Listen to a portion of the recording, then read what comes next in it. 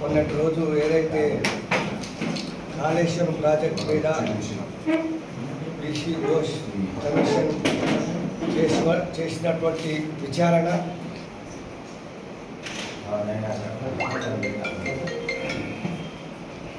High court దాన్ని నిలిపివేయడం జరిగిందో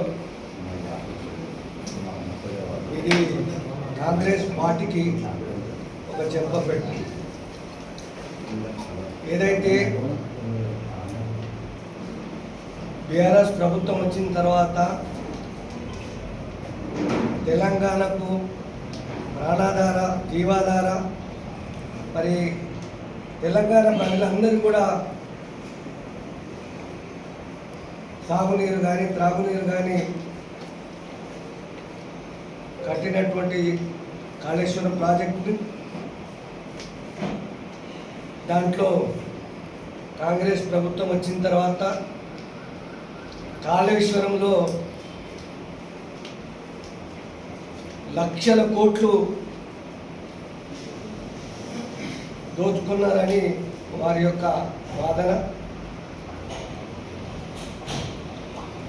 వారు బీసీ ఘోష్ కమిషన్ వేసి దాని మీద విచారణ చేపించి ఇంచుమించు 2 సంవత్సరాలుగా మరి ప్రజలను మభ్యపెడుతూ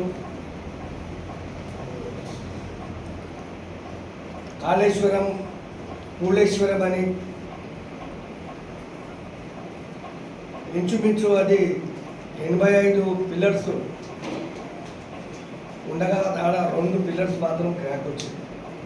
మేమందరం పోయినాం అక్కడ 6 ఎమ్మెల్యేలు ఎమ్మెల్సీలు. ఆ 2 పిల్లర్స్ కూడా ఎవరైతే దాన్ని కట్టినో ఎల్ఎన్టీ సంస్థ వారిని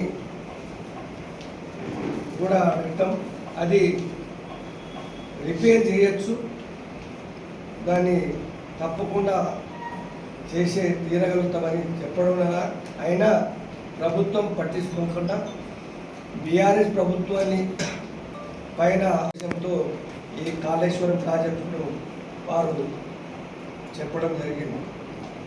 కాళేశ్వరం అంటే ఇది 3 బ్యారేజీలు, 15 రిజర్వాయర్లు, 19 సబ్స్టేషన్లు, 21 పంప్ హౌసులు, 203 కిలోమీటర్ల సొరంగం అంటే భూమిలో నుంచి పోయేది సొరంగం, అదే 1531 కిలోమీటర్ల గ్రావిటీ కెనాల్స్, గ్రావిటీ వల్ల పోయే పారుదల గ్రావిటీ కెనాల్స్, అదేవిధంగా 98 కిలోమీటర్ల ప్రెషరైజ్ మెయిన్ల కాలువలు, అదేవిధంగా 141 టీఎంసీల స్టోరేజ్ కెపాసిటీ, అదేవిధంగా దీంట్లో 530 మీటర్ల ఎత్తు లిఫ్ట్. మనకు వచ్చే వరకు ఇది 635 కిలోమీటర్ల హైట్లు ఉంటుంది మన బోడపల్లి ఏరియా.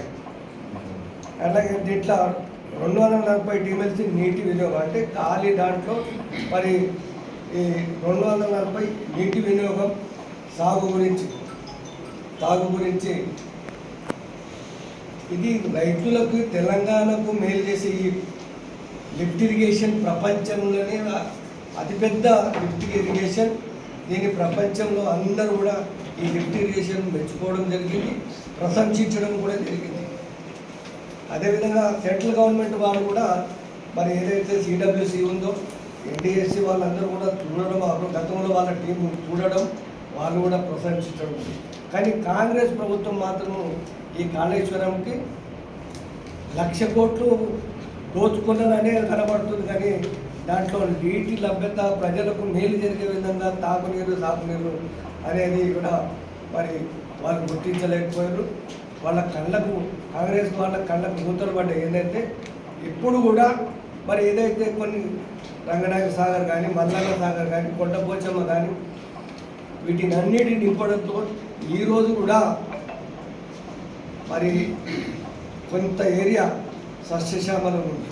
అంతకాదు కొత్త ఏరియా మిగతా ఇప్పుడు మన నారాయణఖేడ్ కావచ్చు, సంగారెడ్డి కావచ్చు, మన హైదరాబాద్ కావచ్చు, మొత్తం తెలంగాణ యావత్తు మరి నీటి